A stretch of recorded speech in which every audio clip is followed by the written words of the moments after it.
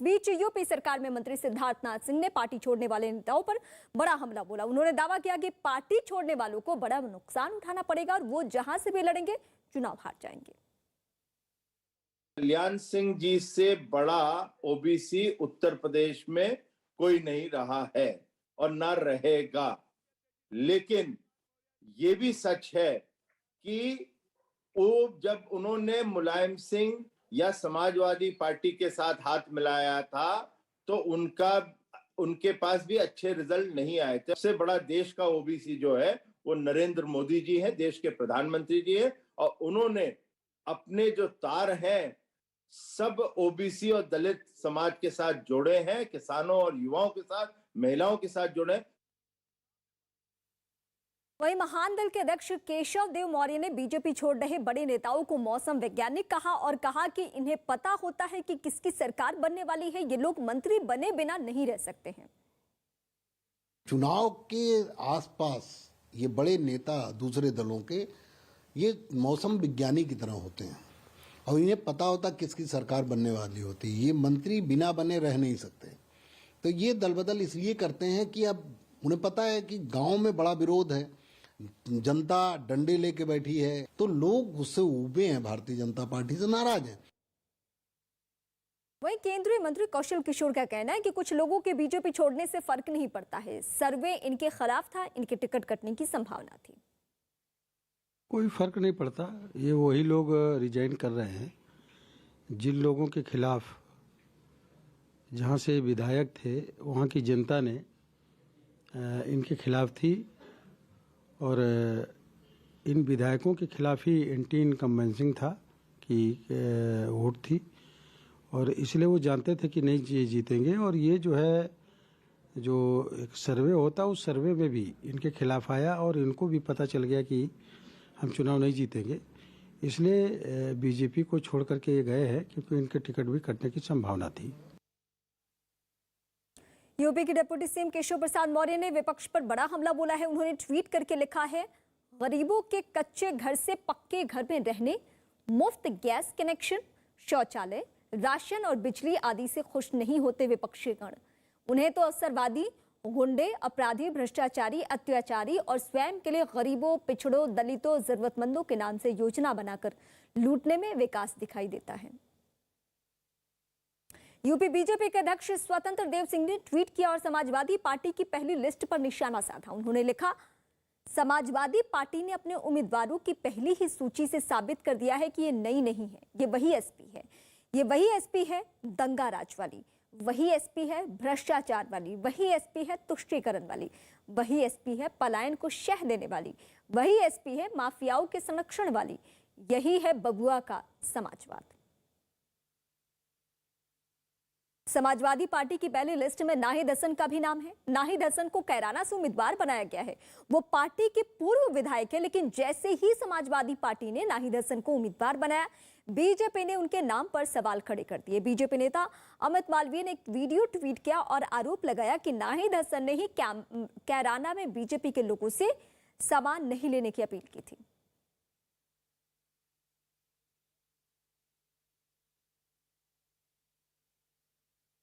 BJP ने कैराना से SP उम्मीदवार नाहिद हसन को लेकर सवाल उठाए हैं। यूपी बीजेपी के ट्विटर हैंडल से ट्वीट किया गया है कि हिस्ट्री शीटर को सपा ने अपना बनाया प्रत्याशी, जो जितना बड़ा अपराधी वो उतना बड़ा समाजवादी। बीजेपी नेता संबित पात्रा ने ट्वीट किया, प्रदेश का अपराधी नंबर 1 बना समाजवादी पार्टी का प्रत्याशी नंबर 1। अखिलेश यादव ने अपनी सरकार में जिस कैराना से हिंदुओं को पलायन करने पर मजबूर किया था, आज उसी विधानसभा क्षेत्र से कुख्यात गैंगस्टर को प्रत्याशी बनाकर समाजवादी पार्टी कैराना को फिर से उसी कालखंड में ले जाना चाहती है। यूपी चुनाव से जुड़ी इस वक्त की और बड़ी खबरें हम आपको बताते हैं। आज यूपी बीजेपी की पहली लिस्ट आने वाली है। सबसे पहले 2 फेज की लिस्ट जारी की जा सकती है।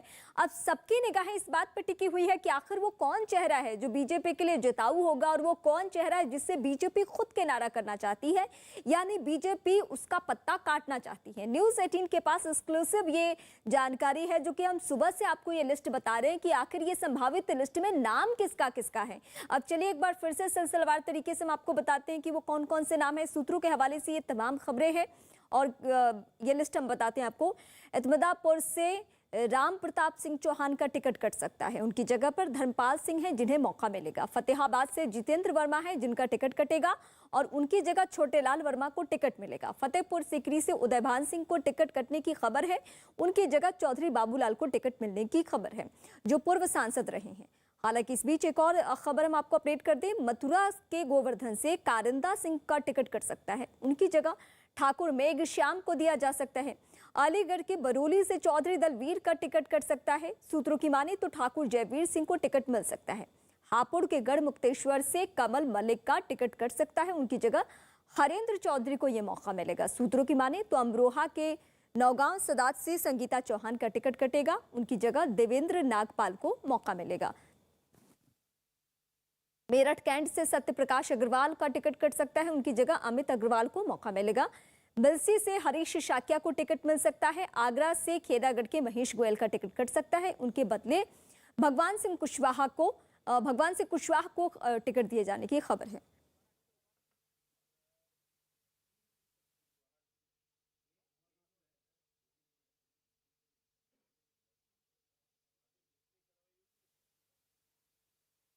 दिल्ली में 3 दिनों के मंथन में बीजेपी 172 सीटों पर उम्मीदवारों के नाम की चर्चा कर चुकी है। माना यह जा रहा है कि बीजेपी जल्द ही अपने उम्मीदवारों की लिस्ट सबके सामने जारी कर सकती है। इस बीच बड़ी खबर यह भी है, यूपी के सीएम योगी आदित्यनाथ के साथ उत्तर प्रदेश के दोनों ही डिप्टी सीएम यानी केशव प्रसाद मौर्य और दिनेश शर्मा ये दोनों विधानसभा का चुनाव लड़ेंगे। सूत्रों के हवाले से खबर है कि केशव प्रसाद मौर्य सिराथू सीट से चुनाव लड़ेंगे और इसके अलावा दिनेश शर्मा लखनऊ से उम्मीदवार हो सकते हैं। यानी साफ है कि बीजेपी अपने तमाम दिग्गज नेताओं को चुनावी मैदान में उतारने वाली है। लेकिन इस बीच एक और बड़ी जानकारी हम आपको बता दें, गाजियाबाद, गौतम बुद्ध नगर और बागपत इन जिलों के सभी मौजूदा विधायकों को बीजेपी फिर से टिकट देने जा रही है। यानी इन जिलों के किसी भी मौजूदा विधायक का टिकट नहीं काटा है बीजेपी ने।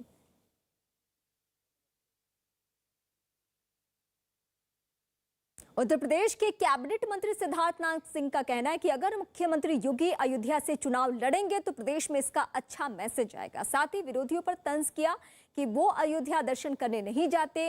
ये भी कहा कि देश में ओबीसी के सबसे बड़े नेता नरेंद्र मोदी हैं। योगी आदित्यनाथ जी जहां से भी लड़ेंगे बहुत अच्छा होएगा, मगर अयोध्या से लड़ेंगे तो उससे कहीं मतलब उससे ज्यादा अच्छा कुछ भी नहीं हो सकता। ये खाली अवध क्षेत्र का ही नहीं, ये पूरे पूर्वांचल में भी इसका बहुत बड़ा असर मिलेगा और मैं तो इतना ही कहूंगा पूरे उत्तर प्रदेश में बहुत अच्छा असर पड़ेगा। और एक जो मैसेज है बहुत बड़ा है, क्योंकि जितने भी विपक्ष के मुख्यमंत्री रहे हैं वो तो अयोध्या से भागते रहे हैं और उसका कारण उनका एक ही था कि हम जो वोट बैंक है, विशेष रूप से जो मुस्लिम वोट बैंक है, उसके लिए वो अयोध्या राम का नाम तो आज जप लेंगे लेकिन वहां पे दर्शन नहीं करने जाना चाहते थे।